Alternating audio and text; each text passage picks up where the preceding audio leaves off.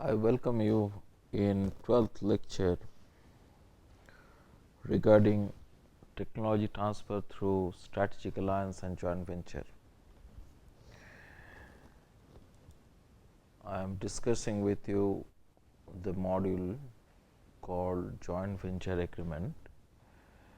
and in this particular talk more specifically I'll speak on the governance issue in joint venture agreement and what are the matter relating to joint venture governance you should incorporate in the agreement itself. So, the first of all we should talk about the governance structure of the joint venture, and while doing so it depends on type of the business form you have selected. Now, if you have selected the company, then in that case you will have a board of director. If you are selected the partnership, then it will be a managing partners, or if you are choosing other forms like association of a persons, or if it is a society or a cooperative, then in that case there will be other name with which we will call. So, whatever the name we call, we can for our convenience call that particular governance structure as management board. So, even if you are having a soft alliance or your joint venture is not really incorporating any business form, or which I have discussed with you, joint venture without equity participation, which is still in the form of an agreement relating to sharing of market or technology transfer or product development, so much so forth, then in that case also you can have a management board, and in that particular board there is a people participate from both the venturers, or if there is a multiple venturers, all those particular venturers will send the number of people in that particular management board. Now, while you are structure your governance, you should also take care of some of the issues like the extent of authority which you wanted to give to this particular management, and that has to clearly specify into the venture agreement. And then if you have to talk about the prescribed level of accountability for the joint venture management. You need to talk about what is the removal policy which will have relating to senior officers, chief executive officer. Will the joint venture board or the management board will have that particular authority to do so. You need to talk about if the joint venture partner having a minority stake, then in that case what kind of protection should be provided to this particular minority stake, or over the years for a reason they are become a minority stakeholder in the joint venture, then in that case what kind of a protection you need to extend. Because if you remember in my last lecture I have said that it might so happen that because of the regulatory changes the joint venture partner became a minority ventures because they need to dilute their stake. So, in those circumstances what type of protection you are extending to your venture partner, that need to be specified into the governance document or the matter of the governance. You need to talk about the process relating to development of the business plan, updating of the budgets or development of the budgets. All this particular thing you need to specifically mention into the plan of governance or governance plan, and it should specifically take play inserted into the joint venture agreement itself. Next important thing is relating to the management board, and in the management board you need to talk about the proportional representation in the board and what kind of formula you are developing for that, because please remember that generally it depends on type of organizations you have incorporated as a joint venture, consequence of the joint venture. If you are form a company, or if you have incorporated a company either public limited or private limited, then in that circumstances you need to govern by the Companies Act. At the same time, if the SEBI has prescribed some kind of a guideline relating to that, you need to govern by that. So, in those particular circumstances you have really a limited option before you, that what should be the structure of that particular board, because it is depend on type of shareholding you are having or type of holding you are having into that particular organization itself. But if it is a partnership or any other form you have chosen, then in that case you can decide that what should be the structure of the management board. You might have a 50-50 management board, that means 50% of the people come from one venturer and 50% of the people come from another venturer, and in those particular circumstances there is every possibility that there is a deadlock scenario. So, you need to give a specific right to the chairman that how he can cast his vote in the scenario of a deadlock. Then you need to talk about the particular qualification or provision for the member of the management board if you want to specify. So, then further you need to talk about removal and replacement of the members of the management board. Sometimes you need to specify that how many times and what kind of notice requirement management board has for meeting, or how many times they should meet in the year. Now, please remember, if it is a company, then again you need to govern by the statutory provision, because Companies Act specifies that the board need to meet at least 4 times in the years. It can be more than that also, but this is not so in case of other form of organization, if it is a partnership or any other form. So, in sometimes you will find that how many times the management board required to meet, that is specified by the statute or governed by the statute, but in some cases it is not.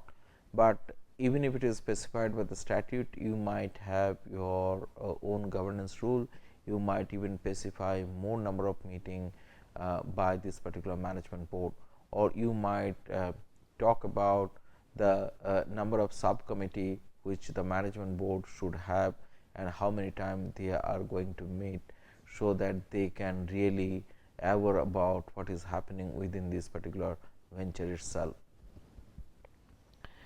Now, you should specify about the quorum, you should specify about alternate members, alternate members in that particular board. Like many of the time you will find in the management board there might be a foreign directors, because if your partners is a foreign partner, then he will send his own director in the board, and most of the time these particular foreign directors are not available. So, there should be some alternative person who will fill up his space, and he will act on behalf of that particular foreign director, and that is known as alternate director. And if you want to choose alternate director, then you should create a provision within your constitutional document or the management document, and you can also decide about what should be the procedure relating to appointment of this alternate director. Now, another important thing is that who should given a right to call the meeting. That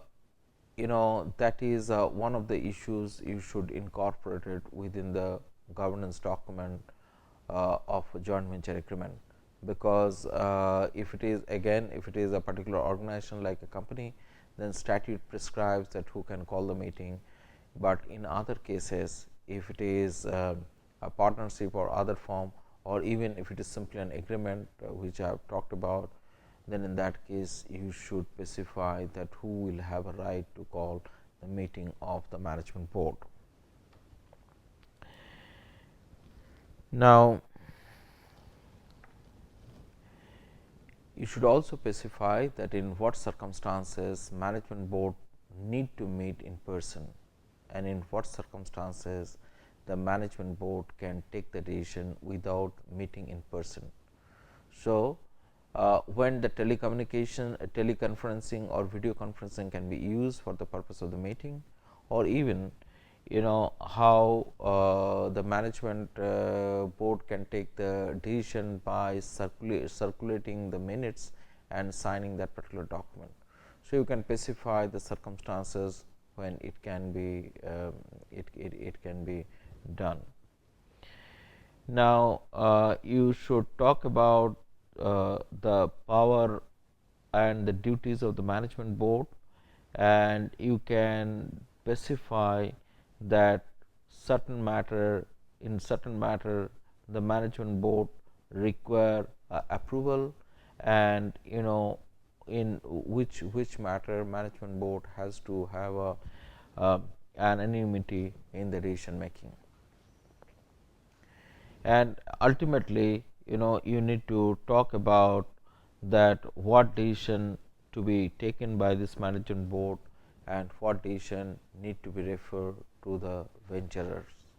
So, this is always good to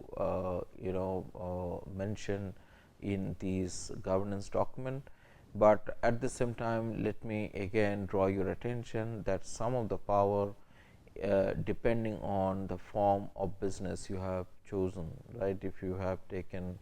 the form of a company, these some of this power is given specifically to the board of directors, but you can have some additional provisions in AOA of the company or article of association of the company, and there you can have a different benchmarking. But whatever the circumstances is, please remember that you cannot insert something in a way which will going to demean the provision of the statute. Now, let me talk with you relating to the meeting of the co-venturers, and herein, as I have discussed in case of the management board, you need to detail out many things like the procedure of co-venture meeting, the notice requirement, then quorum for a valid meeting, then who can call the meeting, then what are the cases the co-venturer need to meet in person, in what are the cases they can even take the decision without meeting in person. Then you need to talk about the co-venturer requirement of approval of majority. In some of the cases you need if there is a more than or two co-venturers, then you need to have a majority decision to take majority decision on particular matter. Maybe it might be relating to starting of a new business, it might be relating to the change of business plan, or it might be relating to the annual budget, change of the annual budget, so much so forth. So, you can, whatever it may, you should mention it in your joint venture agreement. Now, you should also give clear or create a clear provision relating to the chairman's power in case of tie in the meeting. That means, if there is a deadlock scenario, then how the chairman can play a role and come out of that particular deadlock scenario. Now, further you need to talk about the the management who are basically participate in day to day operation of the business. So, you are basically talking about the management which is below the board or below the apex body level. So, or which is below the management board which we are talking about. So, whatever the organization you choose, again it is depending on type of management which you might constitute, but nevertheless you need to specify the provision relating to this particular management. Now, this management may include the chief operating officer, then it might include the chief executive officer, it can be the general manager or other person responsible for day to day operation of the joint venture. You might have a chief financial officers, you might have one or two co-venturers who might have a right to nominate these key managerial personnel, and certain venturer could have a right to nominate certain offices. Now, most of the time what we found that if you have a foreign partner or if you are even having a domestic partner, then in that case some of the people are sent by the venturers into this new joint venture, and these people are either veteran in that particular venture organization or very trusted, because whenever these new ventures start, they want to have sort of control over this particular venture, and that is the reason. If that way you want to acquire the people or select the people, you should have a provision in place. Now, you can have a right to rotate the nomination, like if you the venturers might decide amongst themselves that how many years chief executive officers will continue, which is nominated by a particular partner, and then there is another partner who might nominate the chief executive officers, or in that case chief financial officers. So, there can be a rotation of these particular key personnel, and it might be nominated by the venturers in that particular venture. So, you can also talk about the limit of authority of these particular officers and what are the signing authority in what are the matters. So, what is that important thing is that there should be a clear allocation of the tasks or the decision making authority between the management board, between the venturers, and between these management. So, there should not be any kind of a conflict, and if there is a major decision, then in that major policy decision, then in that case it might have a particular route to follow. It might go from management to management board, and then management board to venturers for taking this particular decision. So, whatever the procedure you wanted to have within this joint venture organization, you need to specify that into this particular joint venture agreement. Now, another important thing for success of a joint venture agreement is to have access of periodical information about the different issues. It might be relating to the financial matter, it might be relating to the other reporting requirement, it might be relating to the accessing of the books, which is statutorily required to be kept by the joint venture organization, and it might be relating to access of information when the venture stakes comes down. So, whatever the provision you wanted to develop relating to the access of information, you should specify it very clearly. Now, let me draw your attention, if this is a company, I mean if joint venture lead to a formation of the company,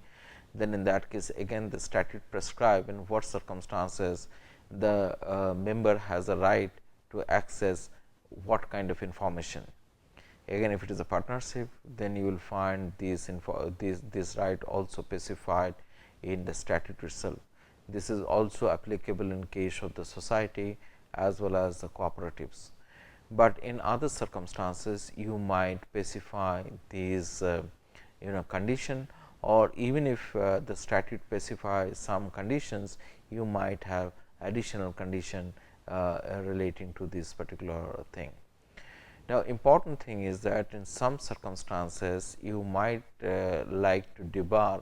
some of your partner not to access the information if they have diluted the stake, because you might not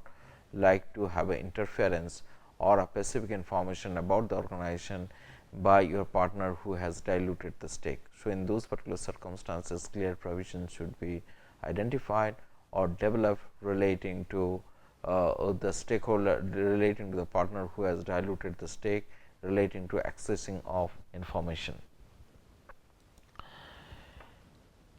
Now, I am going to talk with you a long list where you need to have a consent for the action which you want to take, and this particular consent level might be light with the different constituent of the joint venture or organization. I have mentioned about this particular constituent in this particular lecture, but nevertheless let me remind you once again. It might be the venturer themselves, second is it can be the management board, and third is the management. So, there should be some provision relating to approval of the annual business plan and the budget, and if you wanted to change this annual business plan and budget, then how you should go and to whom you should go for this change of approval. Then if you are entering into a transaction outside the ordinary course of business, then who should be the authority and who has authority to approve that particular transaction. Most of the time you will find this transaction right is given to the management board, and with the consent of the management board, the management can go ahead with this regular transaction. But if the transaction which might change the business plan, then in that case you might need to elevate that particular approval to the level of the venturers. So, the venturers might need to reconsider or need to consider those particular approval. Now, if there is a change of name, who is going to have the authority? If there is a change in scope of business, who should have the authority relating to that? And then if you are making the investment outside the scope of business in excess of specified threshold, unless contemplated in the annual business, then who should going to give the permission? And then if you are incorporating a further subsidiary for better business, or to expanding the business, or to entering into a new domain of business, then who has authority to give the permission, you need to discuss about. Now, there might be situation where you need to admit a co-venturer, new co-venturer, and if that is so, then what are the procedure, what are the formalities, and who is the appropriate authority to give the permission, you need to lay down that particular provisions. In most of the time you will find if there is a admission of the new co-venturers, then the permission should come from all the venturers. That means, if there is a 3 or 4 venturer already exist, then they have to decide amongst themselves will they allow the new venturers to come, because it is always advisable to have that particular provision within your joint venture agreement, because you are not sure that how the business will take shape down the line 5 years or maybe in the futures. So, you might require a new expertise, you might require to enter in a new domain, or within the business segment there is a new domain is developing which you require to address. Let me give you example, like you are in automobile business and then you find that that the traditional fuel is sinking, or people are not interested to use the traditional fuel. People are more interested in hybrid fuel, or a vehicle which is using the hybrid fuel. So, you might require to get new partners or new venturers who has expertise in the battery technology, or who can provide you the upgradation of your technology for upgradation of your vehicle. So, that is what you should have a flexibility or openness for a new person to enter into your venture. Then if there is any transfer of ownership interest, then you need to discuss that particular thing, because I have talked with you relating to transfer of ownership when we are talking about diluting of stake. And if there is anything relating to incurring the debt or granting the security or change in business plan, then you need to have a process in place. If you wanted to wanted to do a payment of the dividends or distribution or return of the capital, except as it is enter into a joint venture agreement, then in that case you should have a proper mechanism in the place that who can approve this kind of move. And if there is a change in management board or establishment or change in the committee or appointment or removal of the officers, then in that case who is the competent authority and what is the procedure one should follow for this matter. Now, if the matter is relating to the insolvency, then who has a appropriate authority? Then if it is a matter relating to the capital expenditure which is not contemplated in the annual business, then how you should take the approval and who is the approving authority. Then if there is a new acquisition or new investment plan, then how you should go ahead with what is the what is prohibited within this particular plan, and what is allowed subject to financial threshold. All you need to detail out, and for that matter even you should tell that who has the power to give the consent in these particular cases. But one thing I like to tell you for your better managing the business venture, you should not rely more on your venturers or the consent from the venturers, because if you give more power to the venturers, then it might your joint venture might suffer. So, it is always advisable that if it is not very crucial, if the matter is not very crucial and it is not going to change your business structure, you should keep this particular power with your management board. There are further list here, and you will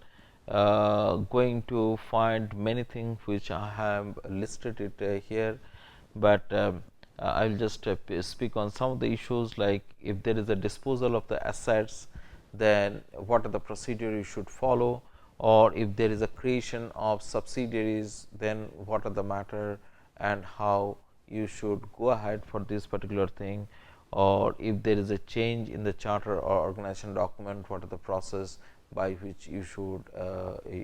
comply this particular thing. Now, what I will suggest you that you should create your joint venture agreement in such a manner which are having a flexible structure, because what you have contemplate in the beginning of the joint venture,